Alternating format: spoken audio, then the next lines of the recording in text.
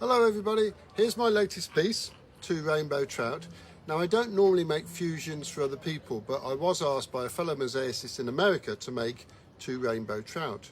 I made them, here they are, and she didn't like them, she rejected them. I had to make them again, then she was happy. And I thought, well, I'll keep them myself and make this mosaic. This is my favourite colour, this turquoise blue. And I think it looks quite watery. It does look as though they're swimming around. I'm really pleased with it. And it's sold immediately, so everybody's happy. It just goes to show that we all have our own tastes and ideas. But anyway, it all worked out in the end. However, I did feel the need to write this following verse to explain it. 2 Rainbow Trout. I was so pleased to be asked to make 2 rainbow trout. But when they were rejected, I began to pout. Until I said to myself, for goodness sake, keep them for yourself and make a mosaic.